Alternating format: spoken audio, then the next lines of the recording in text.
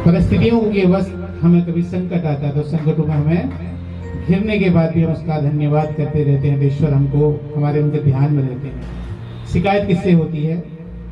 जो है, तो कोई होगा नहीं तो शिकायत किससे करोगे? तो शिकायत कर रहे हैं हम परमात्मा से, तभी तो ना जब वो है, तो कोई है ही नहीं, काहे की शिकायत? सांस रुक गई और शिकायत नहीं करता ना, फिर तो गया। जयंती मंगला काली भद्रकाली कपालिनी दुर्गा क्षमा शिवा धात्री स्वाहा स्वधा नमोस्तुते। उस जगह जननी जगदम्बा भवानी को हम प्रणाम करते हैं। उस परम पिता परमेश्वर की लीला अनंत है। हरि अनंत, हरि कथा अनंता, गावहि श्रुति वेद और संता। हरि की कथा का गुणगान कितना ही कर लो, उसका कोई अंत नहीं। ये जो सत्संग है ना, इसको अगर सही मायने में समझा जाए तो आपके हृदय के अंदर वो विराजमान तो है, मगर आप उसको खोल नहीं रहे। आप ध्यान नहीं लगा रहे हैं कि आपके अंदर वह अपने पूरे रूप को लेकर बैठे हुए हैं। क्योंकि उन्होंने कहा है भगवत गीता में, अहम वैश्वानरो भूत्वा प्राणी नाम देहमाश्रितः प्राणापान समायुक्तः पचाम्यन्नम चतुर्विधम।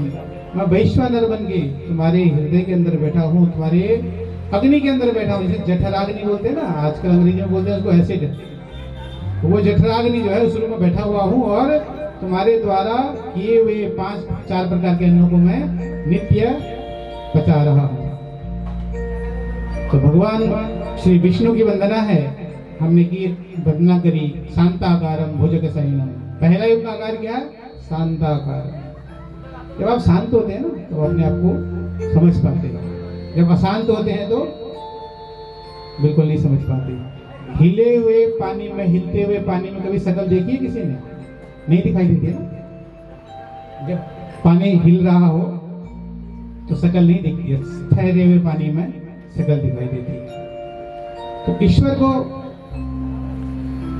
भजना कहां से है, कैसे है?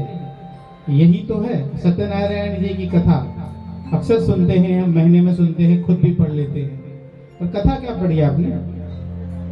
4 लोगों का वृत्तांत पढ़ लिया, इसने ये किया, इसने ये किया, इसने ये किया। ये कथा ही सिर्फ कथा नहीं है।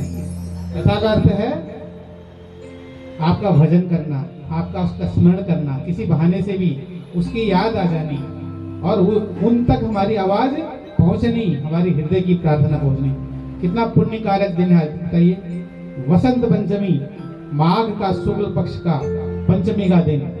पूरे माघ में जितना दान कर दो ना, जितना पुण्य कर लो, जितना गंगा नहा लो, आनंद ही आनंद है। और आज तो पंचमी तिथि है। जिनके भाग्य में लिखा होगा, जिनके भाग्य में होगा वही सत्संग कर सकते हैं। हर व्यक्ति के सत्संग करने की किस्मत नहीं होती। सत्संग भी तो ईश्वर की कृपा से संभव है। आप प्रयत्न करोगे तभी तो भोजन पेट में जाएगा, और पेट में जाएगा तो हजम होएगा तभी आप, क्योंकि आपने दिनचर्या सही पालन करी है। आज पंचमी का दिन है। पंचमी, दशमी और पूर्णिमा, ये 3 तिथियां पूर्णा तिथि कहलाती हैं। इन तिथियों में किया हुआ कार्य कभी भी अधूरा नहीं रहता। और बड़ी कृपा है हरि की, माँ भगवती की बड़ी कृपा है।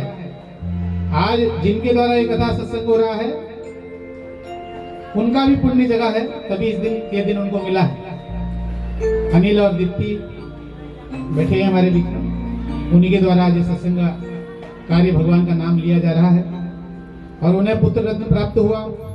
कई वर्षों की कठिन तपस्या के बाद एक दिन में नहीं मिला, 1 वर्ष 2 वर्ष में नहीं मिला। पुत्र हो जाते हैं ना, संतान हो जाती है, वो उसका महत्व शायद नहीं समझ पाते।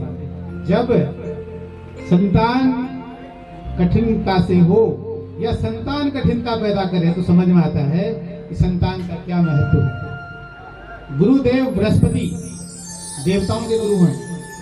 गुरुदेव बृहस्पति देवताओं के गुरु हैं और वो क्या कार्य करते हैं? पहला कार्य है उनका, अगर शुरू से करें तो शिक्षा देना। दूसरा कार्य है उनका विवाह कराना, तीसरा कार्य है उनका संतान देना। अब बताइए, शिक्षा मिल जाए और विवाह हो जाए और संतान हो जाए तो एक बहुत है क्या? विद्या तो पढ़ ली मगर विद्या काम नहीं आ रही है, तो उस विद्या का आपको लाभ नहीं मिला ना। आपने पढ़ाई तो कुछ और करी और दिशा और घूम गई। विवाह तो हो गया मगर दिन प्रतिदिन कहीं न कहीं कष्ट हो रहा है और हम परेशान हो रहे हैं और हमारा जीवन सुखमय नहीं है, हमारी यात्रा अच्छे से नहीं चल रही है, तो उसका भी लाभ नहीं। संतान तो मिल गई मगर संतान अगर ठीक नहीं रहेगी तो क्या होगा?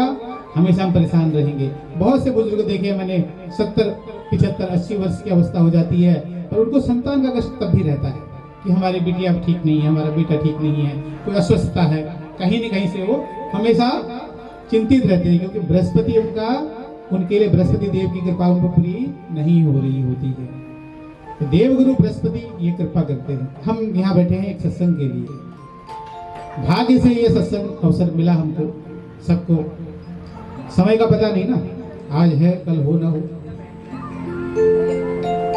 किसी के जीवन का किसी भी वक्त का कोई पता नहीं। कहते हैं ऐसे ही एक बार, जैसे आप लोग सत्संग के लिए यहाँ बैठे हैं, ऐसे ही एक बार जो है 88,000 ऋषिगण, 88,000 ऋषिगण बैठे हुए थे। कहां पर?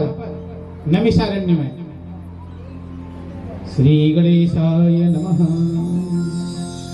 व्यासोवाच एकदा नैमिषारण्ये ऋषयः सवनकादयः प्रबुद्धमुनयः सर्वे सूतं पौराणिकं खलु। जैसे हम जब भी कहीं सत्संग में बैठते हैं और सत्संग करते हैं तो पहले क्या था, ऋषि मुनि बड़े ज्ञानी होते थे और ऋषि मुनि होते थे। किसी की आगे नाम के आगे सिंह, चंद्र या वैश्य, गुप्ता, शर्मा नहीं लगता था। वशिष्ठ शर्मा नहीं हुए, रामचंद्र सिंह नहीं हुए। ये सब आप सब समझते हैं कि धीरे धीरे एक ऐसी राजनीति, एक ऐसा राजतंत्र चलता चला गया कि धीरे धीरे बढ़ते ही चले गए। तो ना कोई छोटा ना कोई बड़ा, जो हरि को भजे वो सबसे बड़ा, जो राम का वो सबका, और जो भगवती का वो हमारा भी, और राम का जो हमारा भी। तो समान भाव, समभाव से ही जीवन उत्तम रहता है। अंग्रेजी में क्या बोलते हैं? बैलेंस।